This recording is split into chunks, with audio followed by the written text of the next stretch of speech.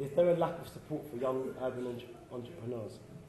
Guys, what do you think? Should we go as a circle? Golden time. Anyone's jumping, really, isn't it? No. Yeah. Yes. Why so? I work in the corporate industry, and a lot of the kids that are at the top or making it to the top are not what you call from like our backgrounds, and that is because they're not encouraged to kind of go for those high-profile jobs. I think that there's just lack. I just think that there's lack of support. In what ways do you say there's lack of support? What would you like? What would you like? More people coming into schools, maybe entrepreneurs coming into schools. It wouldn't be cool to have like certain children coming to school, but obviously that's not going to happen. But like entrepreneurs coming to school, share their story, and just like give children connections. Maybe have networking events for 16-year-olds. Yeah. Any other inputs? Well, I would say, like, through my story, I started back when I was 15. I'm now 17. But, like, when I was 15, I just did, like, the odd freelance job or, like, make a movie every year, just, like, because I liked it. But as I, like, started to grow the business and get it registered and go through all the formalities, there's quite a few, like, silly rules that the government and, like, corporate sectors have set. So, like, one of the main silly rules that makes me really angry, like, every day is even though you can become like a legal director and have like a VAT registered limited company, all the lolly-dolls, at the age of 16, you still can't get a corporate bank account until you're 18. Which is like, I could walk but I can't run, sort of thing. And it's like, there is like a lot of issues like stopping young entrepreneurs, like urban entrepreneurs, like making it big, because there's like little limits that just can't like make them coast until they turn 18, and then like coasting period is the dangerous period, because then you get bored, like why am I not like growing it, but that growth is limited by like rules set by like the businesses, the corporates and the governments, and it's like that coasting period is like quite hurtful for a young entrepreneur, especially considering like even though you could start your company and everything at 16, but like legal signing age is 18, and then there's all these issues that you can't sign for a contract until you turn 18, but you could be a director since 16, and it's like very like it's not cleaned out, like it's not a good process. So it gives like a lot of young entrepreneurs like false hope, let's say. I think it's also important as well to make the bridge from training to actual employment. Because I think a lot of time there's training practices and training programs, but then there's nowhere to go after you've done that. So I think there needs to be like a bridge, and if it's apprenticeship or some kind of direct into the actual industry itself, and to get real experience to bridge from that. Also, stemming from what you said, young business mentoring. I think having a mentor for a young business entrepreneur would help. Someone like you could be that mentor. I just had that idea. But it would kind of work, because I've got brothers that are 15 that are both into media. Having someone that can coax them and say to them, this is what you can and can't do, legally and illegally, and the benefits of teaching yourself more. Also, as in regards to the education system and going into schools, it's letting these kids know that you can work for yourself, it is a good thing, or you can get a career. Because it usually about, people say having a job working for so-and-so isn't good, or working for yourself is dangerous. So it's letting them know that either route is good, but this is the opportunity that you can have to have two jobs, per se. I think as well, mentoring is good, because especially nowadays, technology has made it so accessible to do anything you really want to do. But back in the day, you had to be in a company that had lots of money, that could afford the equipment. Now, you can produce music from home, you can produce websites from home, you can produce video from home, you can do everything. So, but I think having accessibility to the skills doesn't necessarily give you the whole picture of the industry and how to operate and what you should do and what you shouldn't do, what's legal, what's illegal. So I think there needs to be a way to make access to information the same way, equally as accessible as access to services and products is at the moment. But continuing on your point, like loads of like, I don't know how many of you want to start your own business, but like a key issue, like, or like thought that goes into your head, oh yeah, I need this much money to start a business, or I need this much capital to buy this equipment and that. And like like in the future, I plan to, I've already pre-ordered the iPhone 7 Plus, like they have 2 cameras and everything. but the main like true reason I ordered it was because they said it's a great camera and you could do a lot on it. And my whole point was, I'm gonna make a film using that 7 Plus, edit it, and then get someone to buy it. But the whole goal of showing that you could start anything from just the tools you have, because like all of you might have like an iPhone 7, 6, or 5, and you could just make a movie or do whatever. And like in the sense that none of you need actual capital to start a business. It's just seeing what you could utilize that you already have. That's like a key point I would like give anyone. Going back to what you were saying about having businesses, young people have access to like equipment and stuff at home. The problem that I face that they have all this equipment, you can make as much music you have, make as much stuff you have, but the main thing is that once you've got that, what happens? Everyone makes something. What do you do with that product you've made? Once you've made it, yeah. And that's the problem. Everyone wants to become a producer, everyone wants to become a dancer, everyone wants to become a poet, write poems.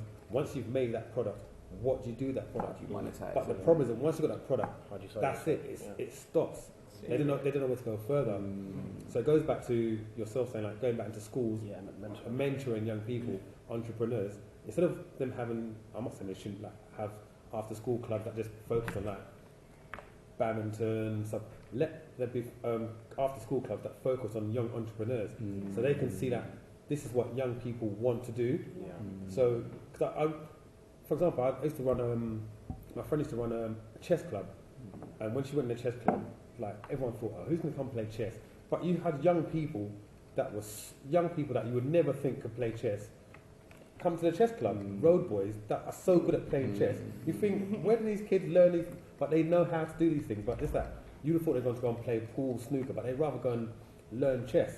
Why? Because they want to do certain moves on the street. But the mentality is there. It's there. Think about it. Some of them shot or whatever on the street.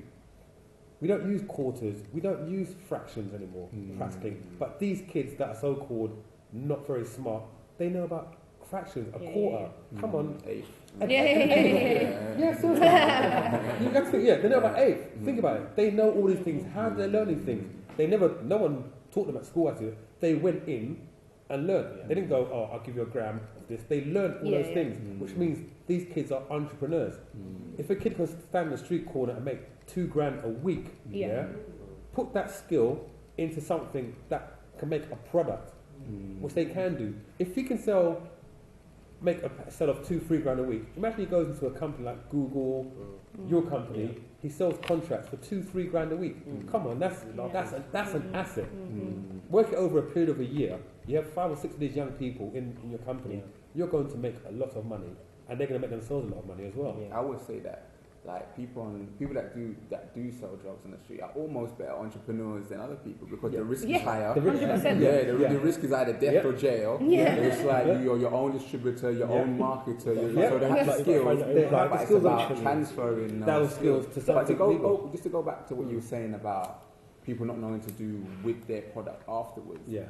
In this age of Google and YouTube, is all information out there, or do you think there still needs to have somebody there? Yeah, because you can see the information on there, but once you see the information on there, it doesn't mean you can actually transfer that skill. You need someone like yourself to say, look, I've done it. Not a guy on YouTube who woke up in the morning just wants to get subscription hits. That's what which is what people want to do. They want you to subscribe and get the hits so they can get monetization. They're not actually doing what they say they do. I've got guys that come into the studio, for example, oh, this is how you EQ something. No, that's what the guy on YouTube said, and it's not working. He said it on YouTube, but did you know that the guy probably spent 3-4 hours prior to that, planned out what he's doing, and then replicate what he's done in a short space of 3 minutes? Do you know what I'm saying? And that doesn't necessarily mean it's applicable to your particular situation. Thank you. The track and stuff that he was doing may have been right for you, but you have to have the wisdom in order to what you were talking about, lack of information, is really key, I think. So what you've got is a lack of any good information in urban communities. So take it away from entrepreneurship, you talk about a regular career route. Yeah. You rarely, how would you think of a young person to go, okay, I'm going to be a dentist or a doctor or a lawyer? You've never met one. You've only met one when you've gone to the dentist, right? You don't know one next to you, right? If you live in a different community, you have that access, right? Same with entrepreneurship. You know people, but actually in urban communities, entrepreneurship usually means clothing. That's what it is really. Or a clothing label. Yeah, I go to the post office every day and I move stuff on eBay or whatever, which is fine, but it's not a structured business and not a real route to entrepreneurship. It will talk to you about how you hire people, how you get private equity, how you build a legible business or whatever. So that information is key. And the great thing about the internet now and access to technology is that the information doesn't have to be physical. You can give that information to someone, you can do a webinar, you can put it onto YouTube, etc.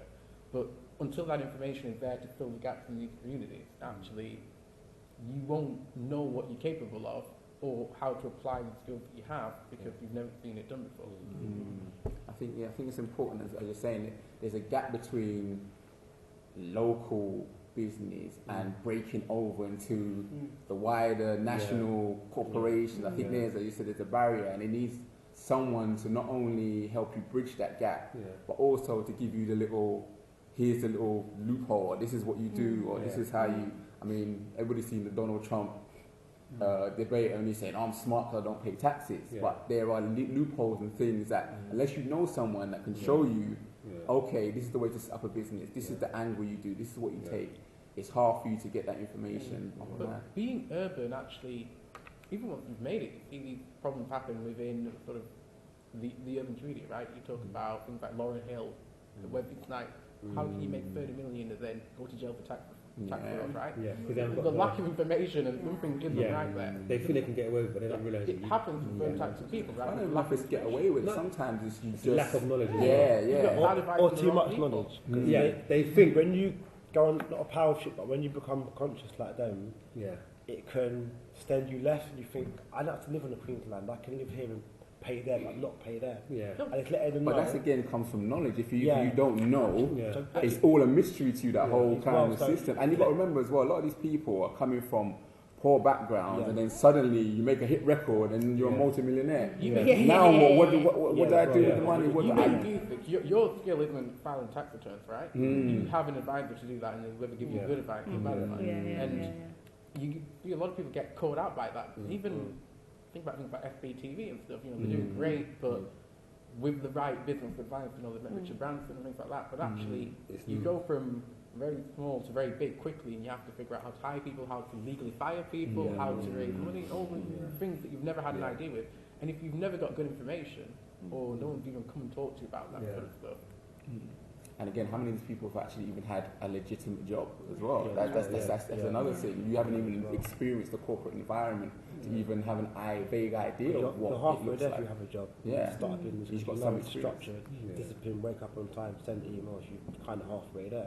So it's kind of a kick in the teeth if you're coming straight out of school or out of a road life or just jobless into a business world, because you're like, what's the email? I've got friends that haven't got email addresses, let alone phone numbers in their name. So it's breaking that mould and letting them know that this is possible, but you can seek that help from him, her.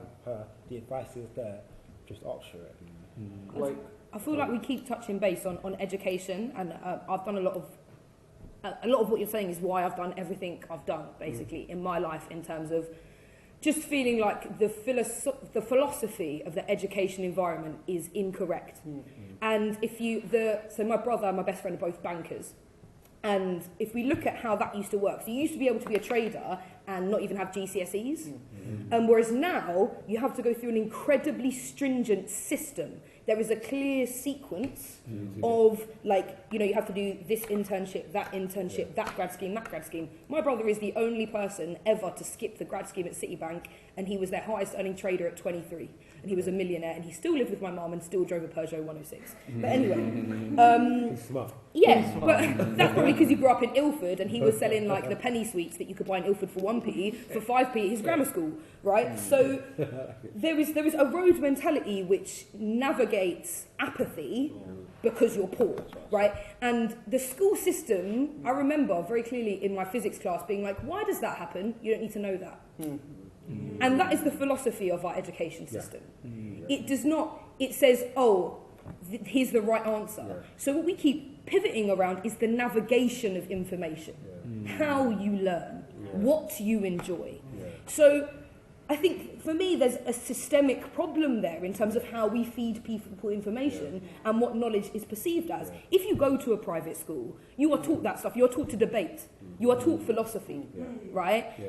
If you go to a poor school, if you read the Warwick report, so many of the schools in these communities we're talking about, so I've lived in Nottingham for the past 8 years, basically every city school there is basically in danger with Ofsted. No one passed Ofsted. Those kind of schools, so if you read the Warwick report, art gets taken out, debate gets taken out. All the teachers have to hand in their session plans like 2 weeks in advance. So none of them, all the after school clubs get dropped, right? They haven't got time to mentor anyone anymore. And the reason I'm a poet is because a teacher saw me and went, read this book, which I still have, probably should have given that back to her, but whatever.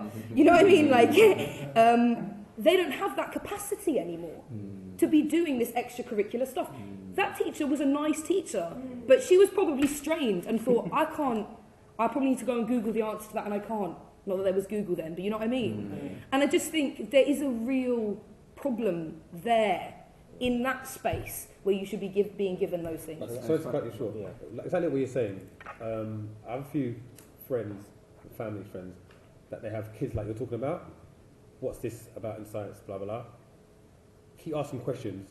What happens? Those kids that keep asking questions are obstructive. They get sent out of the class. And if you notice, it's most of the urban kids that want to be entrepreneurs are the kids that get chucked out of the class because they've been taught to ask questions. That's that is black. Why is it black? Because it is. But why is it black? Out of the class. Simple. You're distracted. But that goes back to schooling just being a form of training people to be workers to a boss. Administrators, But I think it's funny. It's interesting what you're saying. It's almost like you're saying, even though we're talking about how to get into these corporate structures, how to get into these corporate systems, we always have to leave a space for disruptive innovation.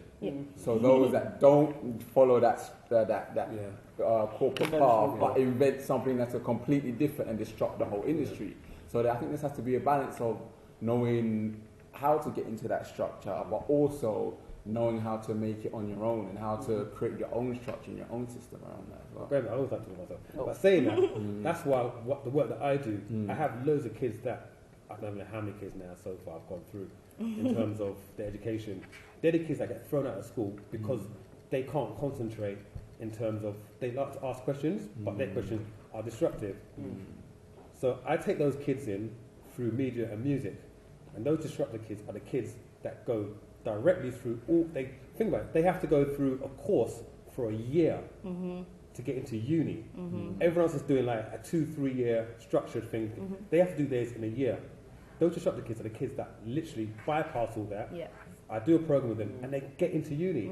So to me it's like you're saying, there is ways of doing it, but we have to find out more people that will get on board to do things like that and make these young entrepreneurs, because they don't get a chance. So if people like myself, yourself, can give them that chance. They're shutting down on that though, because I went to Nottingham University, one of the best universities in the world, and I studied creative and professional writing in the education department. They don't like so it started off as a mature course. So you could do basically you could get a degree over 10 years because you had little courses that you could pay like £300 for that you do in evenings. And it was in the city centre, because most red bricks are out where people can't go after work, in the city centre, and it was a really amazing course. It only had like 30 people on it, slowly got shut down, doesn't exist anymore, because it's not feasible monetarily. So, and they'd you could get on the course, you could be have no GCSEs, but you just were a really good writer, and they could see the potential in you and say, actually, you are at this level because your writing's really good. Who cares? Who cares about that stuff? But they're slowly shutting down on those loopholes that enable people. It's like, it's all rubber stamp, rubber stamp, rubber stamp, rubber stamp, exam, exam, exam. And that scares me. And it started with shutting down the polytechnics because it all just gets streamlined into left-brain, academic, westernised views of intelligence that shuts down people from these communities, basically. You know, which is why things like spoken word, I think, are blowing up, and even sports programmes, music programmes, because we're coming in and saying, look, I'm just going to educate you with what I've got, and that's going to work. But in saying that, music now, like you at Chocolate Factory, rappers are becoming more conscious and working for themselves. BBK, our cell phone, always recording, owned by one person, but he had that vision, etc. And stemming on to the second question, I've planted a seed. So if we replant our seed, we can then get a better urban product and service. Yeah. And as we were all debating about then, if we plant a seed that we nurture and nurture well, and not focus on the negatives of it, and then to take it forth, and then we get a better service, better output, and then the debate we're having now would be inevitable. So let me do the question. Are urban products and services synonymous with poor quality? I'm being real. A lot of it, yes. I think because they don't take time, like go back to research and stuff, they're not taking time to put in, not all the time, I can't say in a bad way, but let's what sectors? Because I conflict with two. Okay. Caribbean food and hair shops. But not hairdressers, actually male barber shops and food shops. I'll say Caribbean shop, they said food shops. Yeah. Music, I don't care if no one says music, definitely in some points. Clothing, because we were talking about this the other day. Yeah. Even owning a shop. Yeah. You get a shop. We'll talk about, I think I was talking to Ikmat there when we're going finishing the other day. I want to open up a shop, yeah? I think, all right, I want to open up a shop. It's easy. Oh, wow. £500 a week, £300 a week to open up a shop. Did you ever think you still got to pay electrics? You still got to pay your, what tax it now? The business rates? They just think you open up a shop, put your stuff in it, and start selling.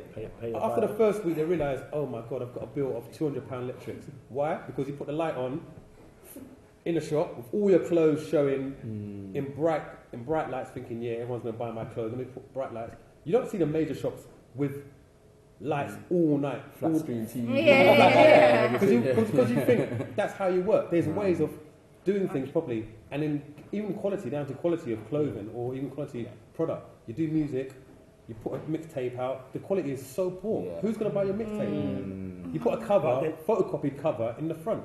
In saying that is knowledge, because somebody's used to doing it in their bedrooms. From the fruit loops there, some of them still doing it on their phone, so they have knowledge of knowing that I can go chocolate factory and get help. So it's making the help that we've got more accessible, kind of in their faces. The big thing about shortcuts as well, I think, if you go to a let's say Caribbean restaurant or whatever, you'll have, one table very different to the other table, different knife and fork. Different chairs. Is that not hipster style? But actually, in the service, in terms of your food will wait 5 minutes instead, or even talking to a customer, like, because we're quite local and we kind of know each other, it's like, what do you want? No. Good morning, sir. How are you? Can I help you? That's kind of like there's a difference. And then big difference. And what that leads to, and you'll probably see this by black, is actually we then have our own things repackaged and sold back to us.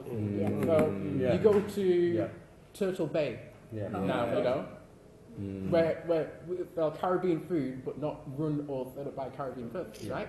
You've got Tropical Sun, KA. Everything, you do it properly, create a system around it, and then you sell it back. Can I just challenge the word properly for a minute and just that what we I agree with a lot of what you're saying, but I just want to be devil's advocate in terms of what our perception of quality is, and that it is incredibly westernised and incredibly white, and sometimes constrained can lead to creativity, and sometimes a lack of knowledge leads to innovation. And I do think very often, we need to be careful that we're not all essentially saying, okay, that's good, let's all do that. But properly means structured, and you go into a food shop and then everything being in stock because they have a proper management system. Or going to, a lot of there was an article the other day about the hair industry and how profitable it is actually, but it's all run by Indian people. South Asian men, yeah. Like South Asian men. Mm. But that's because they have different sizes of stock, a full catalogue, and then people go there because, you know, it's reliable and it's structured. There is also a history of that whole process happening. Basically, that sort of ownership being given by America to that particular community. So there's been an orchestration behind the history of that. Yeah, okay. But it's still, even if you open up your own shop, like I said, you go to a Turk. If you forget about the word urban, saying it's black, you know, just typical urban, and like anyone like us who just want to open up a shop. You go to a Turkish restaurant.